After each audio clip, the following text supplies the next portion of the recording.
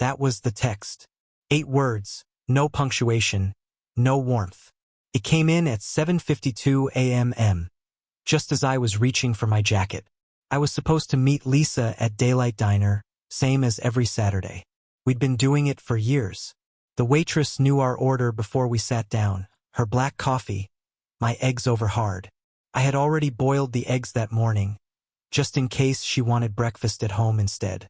I'd picked up pecan rolls from that little bakery on Henderson, the ones she liked when she was 10, the ones she used to ask for after ballet practice.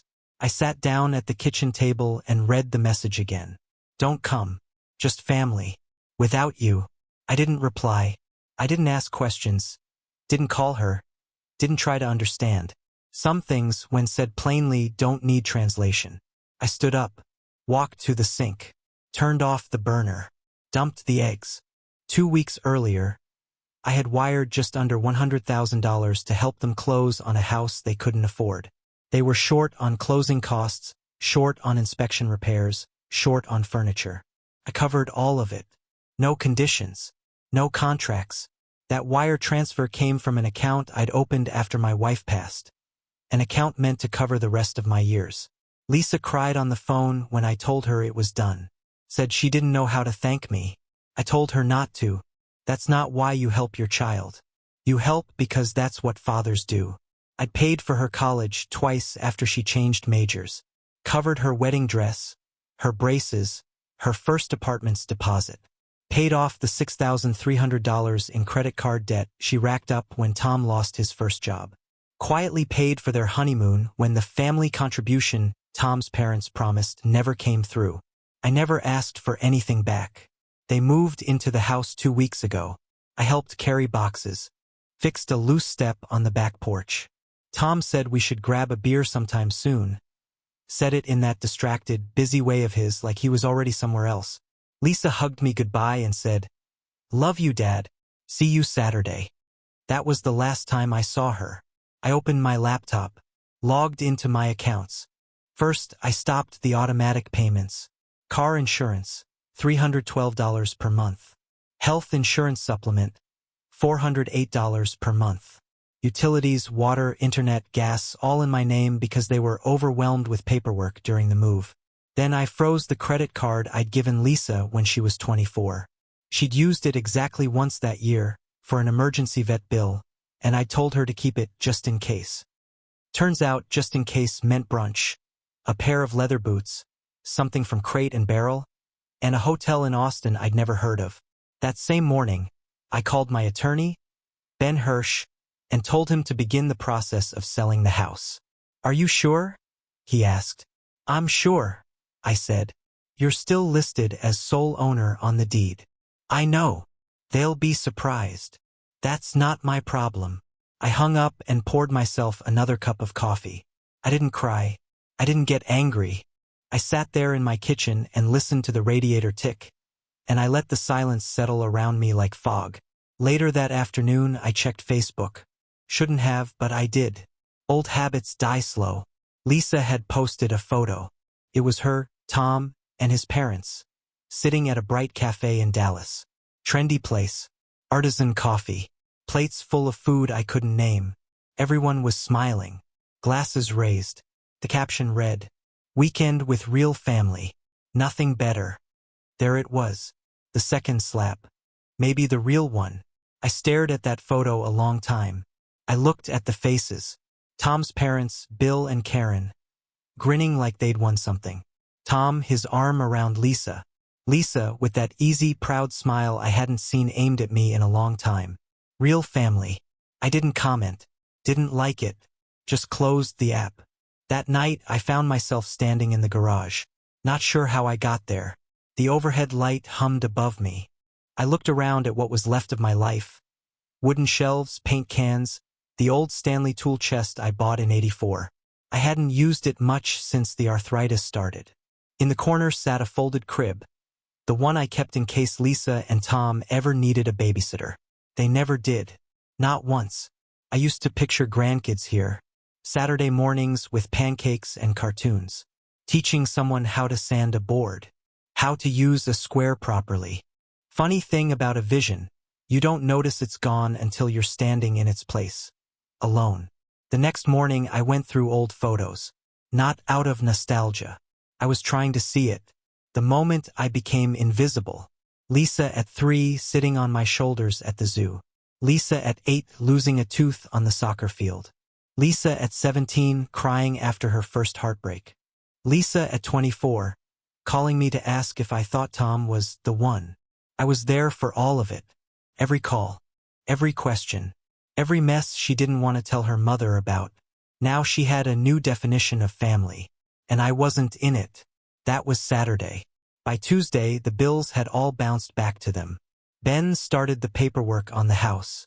Lisa didn't call. She didn't ask why the card was declined, why the internet was off, why their utility email bounced back. But she did post another photo. Same cafe. Different angle. Tom's parents again. Lisa in the center, smiling. Grateful for this life. Grateful for these people. I didn't recognize her in that photo. And I don't just mean her hair or her clothes. I mean her eyes. The look in them. She wasn't the girl who cried on my shoulder when she got waitlisted from her first college. She wasn't the young woman who brought me a card every Father's Day and wrote too much inside it. That girl was gone. This woman had drawn a line. And I was on the wrong side of it. I sat at the kitchen table again, same chair, same quiet. The pecan rolls were still in the bag. I'd never opened them. I slid them into the trash. Then I opened a folder labeled house documents. Deed, insurance, property tax records. All with my name on them. All untouched by Lisa or Tom. I stacked them neatly. Called the storage unit place I'd used when I downsized. Booked a unit. Paid the first month in advance. Started planning. They made it clear who counted. Who didn't.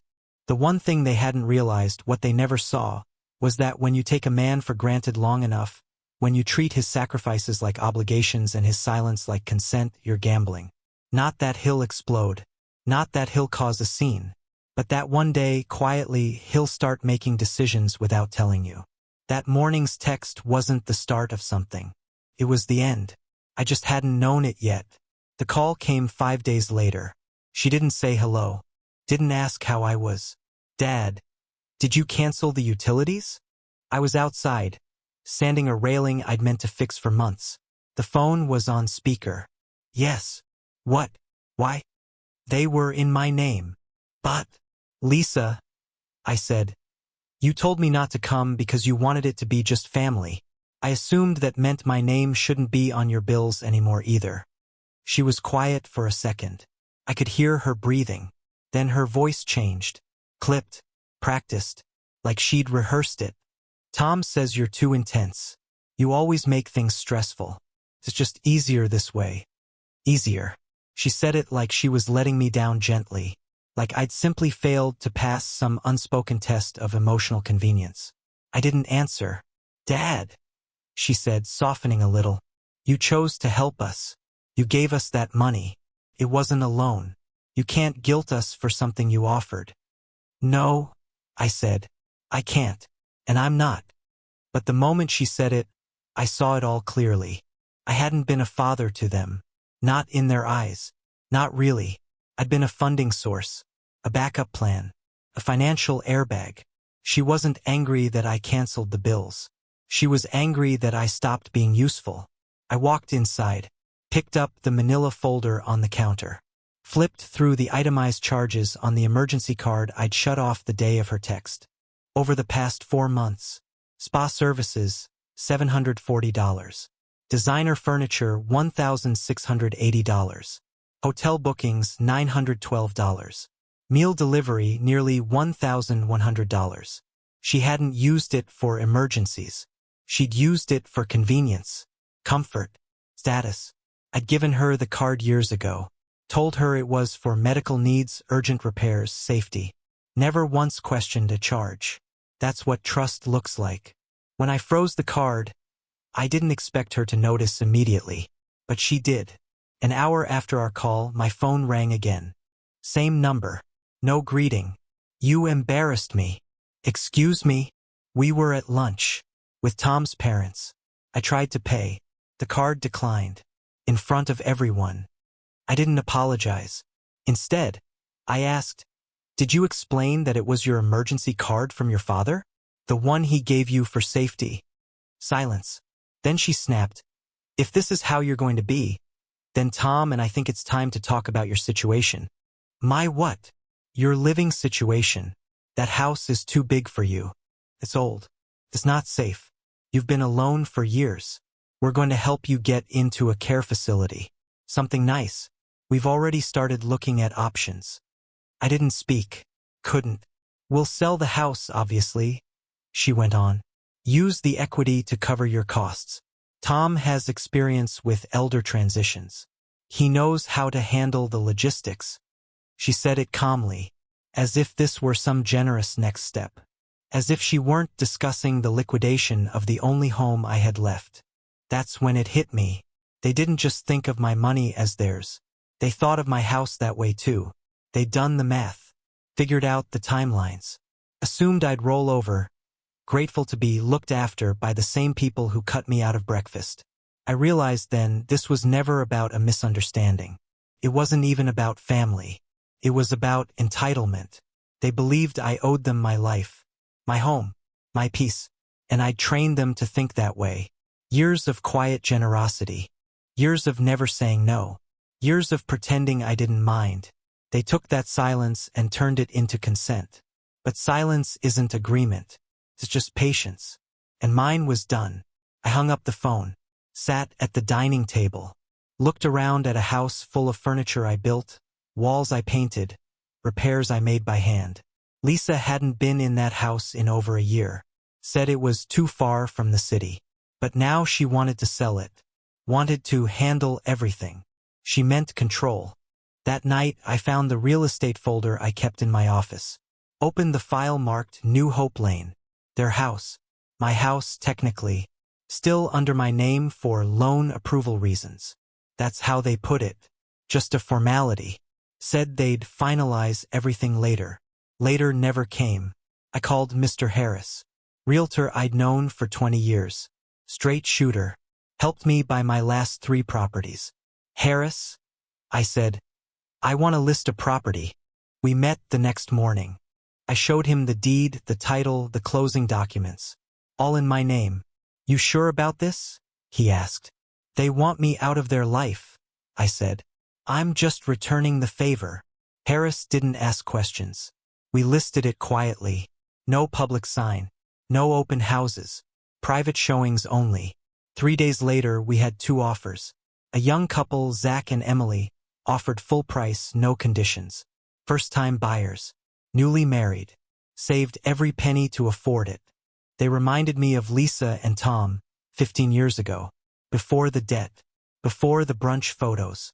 Before the texts that sounded like legal memos. I accepted their offer. Then I called a moving company. Booked a date. Had every piece of Lisa and Tom's furniture boxed and labeled. Had their clothes folded neatly. Their dishes packed with care. Everything went to a climate-controlled storage unit 3 miles away. First month paid. I left the key and address in a plain white envelope. I didn't do it to be cruel. I did it so when they came home, they'd feel exactly what I'd felt reading that text. Disbelief. Displacement. Silence where something familiar used to be.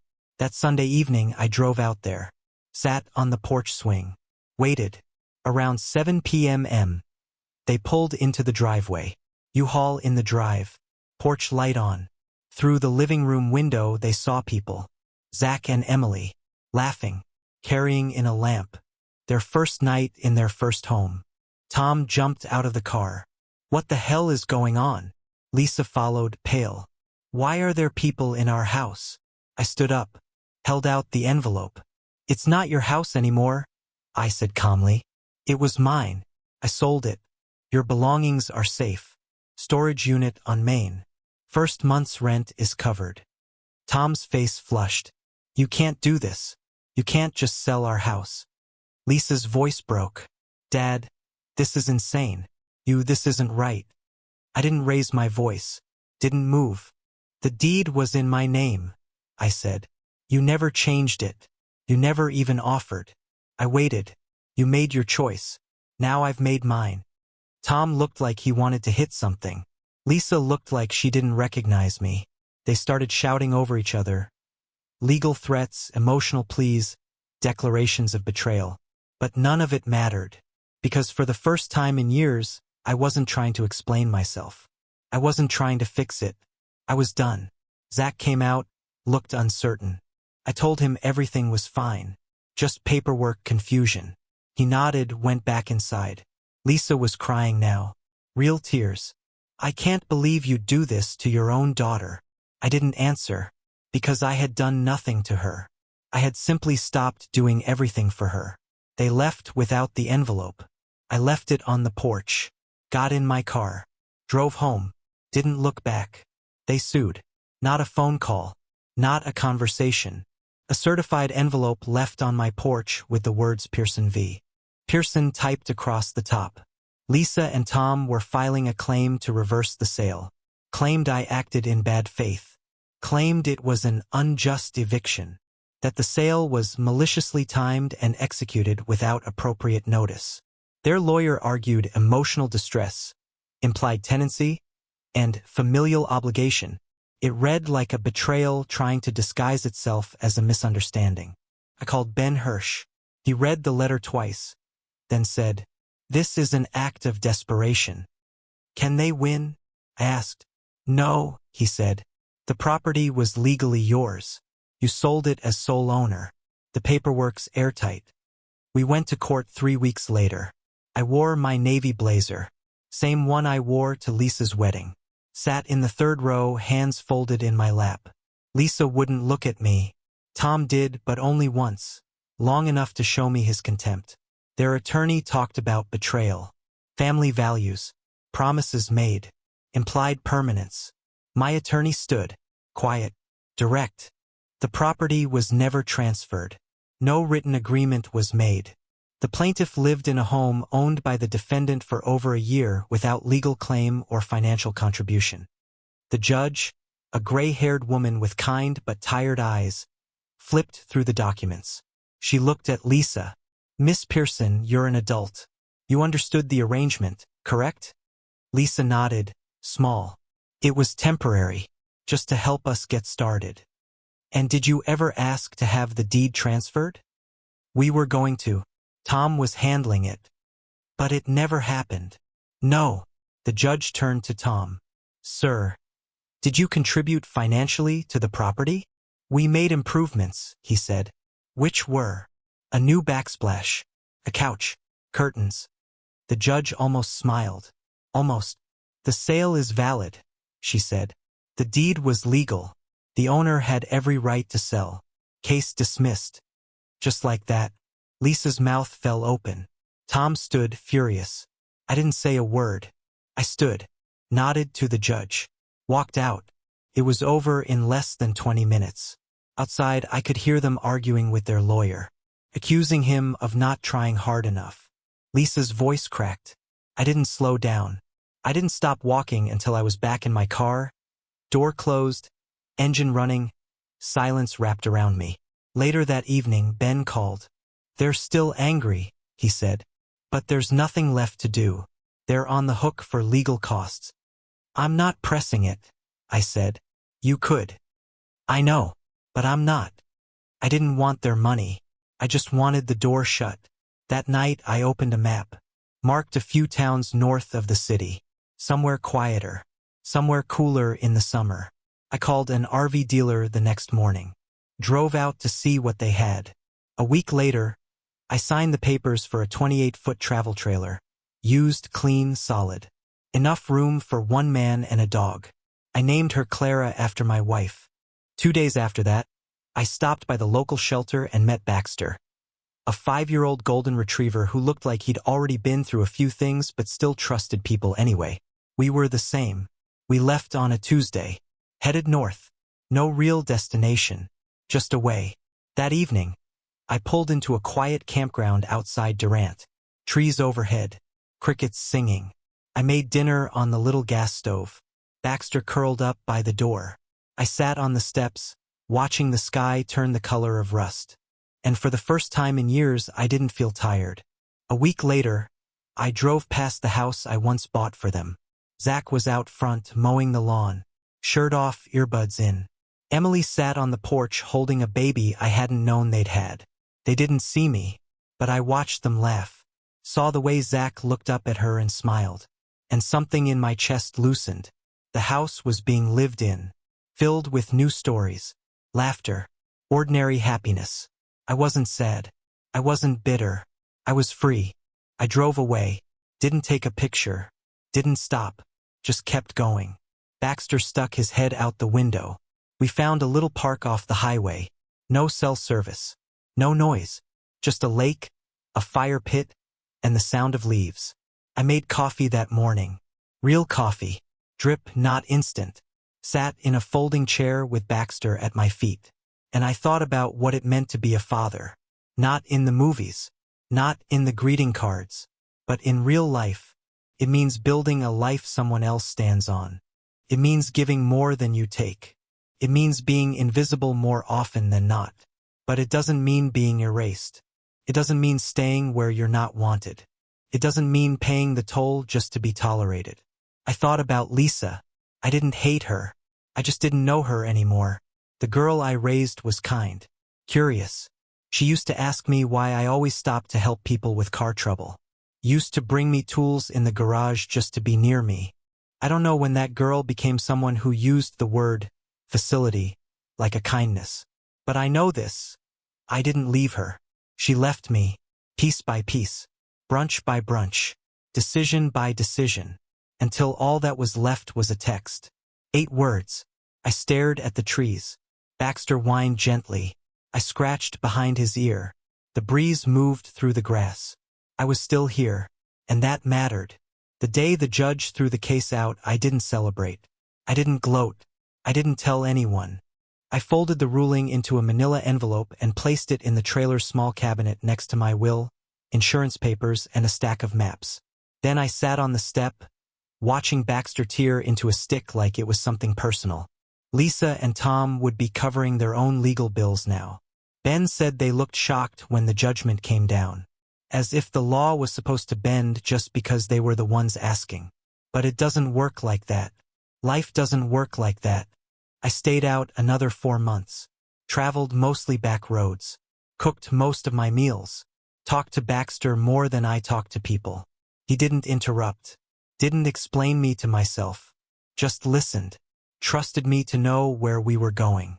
We made it up through the Washita forest, camped near rivers I couldn't name, then further north into Missouri, where the nights got cold and the sky felt closer somehow. One morning, I opened my inbox at a cafe just outside Hannibal. There was an email from Lisa, first one in 3 months. Subject line, "Hope you're okay." Just that. No greeting. No sign-off. I didn't reply. She'd made it clear what she valued. It wasn't me. It was what I could give. When that ran dry, so did her patience. Tom tried calling once after that. I watched the screen flash his name while I sat under an awning in a Walmart parking lot. Let it ring out. Deleted the voicemail without listening. Whatever he had to say, it would be words shaped like concern, wrapped around a demand. Back home, the city kept moving without me. I read about it in headlines. Tornado warnings. Political scandals. A new development going up on the east side. They were tearing down the hardware store I used to visit every Sunday after church. None of it mattered. I wasn't going back. Not there. Not to the person I'd been. The trailer taught me something. Every time I parked somewhere new, I noticed what I brought with me. What I reached for without thinking. What I missed and what I didn't. I didn't miss the house, or the garage, or the workshop. I didn't miss the radio playing softly in the kitchen. The old recliner. The porch swing. I missed people. Real ones. The kind who sit with you in silence and don't make it uncomfortable. The kind who don't need you to be useful to be worth something. On a chilly morning in late November, I pulled into a campground outside Eureka Springs. Paid for a week. Told the woman behind the counter I might stay longer. She handed me a paper map and said, "This spot's good. It's quiet, but not lonely." I liked the way she put that. 2 days in, I found a small diner off the main road. Sat at the counter. Ordered black coffee and eggs over hard. No one rushed me. The waitress called me sweetheart without irony. That night, I looked at the photo of Clara I kept above the bed. My wife had been gone 7 years. But sometimes, in the right light, I still saw her in the mirror. Not her face.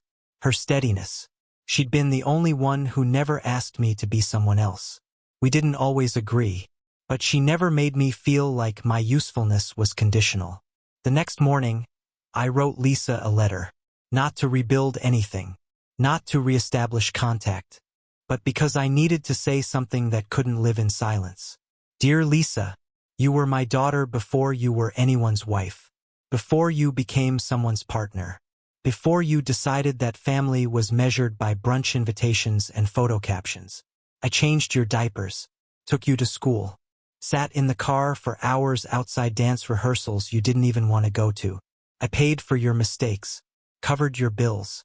Took your late-night calls when Tom forgot your anniversary, when the water heater burst, when you lost your job and didn't want him to know. I don't list these things to make you feel guilty. That's not the point. The point is, I was always there. Even when you stopped seeing me. You told me not to come to breakfast because it was just family. I heard you, loud and clear. You looked me in the eye and said I chose to help, and shouldn't hold it over you. And you were right. I chose to help. And now I choose to stop. Not out of spite, but because the love I offered came with dignity. And when you took one and discarded the other, something broke that can't be glued back. I don't expect you to understand. Maybe you will in 10 years. Maybe not. But I won't be waiting on a porch for an apology. I've reclaimed my time. Reclaimed my peace. Wherever you go from here, I hope you learn what love really costs. And I hope you never pay it for someone who forgets you the minute the check clears. Dad. I folded the letter, sealed it, and left it in a drawer. Didn't send it. Some things are better written than received. That winter I settled in for a while. Got a part-time job fixing tools at a local repair shop. Met people who didn't ask what I used to do. Only cared if I showed up when I said I would. Baxter made friends with the neighboring dogs. Slept heavier. Snored louder. One evening in February, I was closing up the trailer when I heard a knock. A girl stood outside, maybe 11, holding a binder.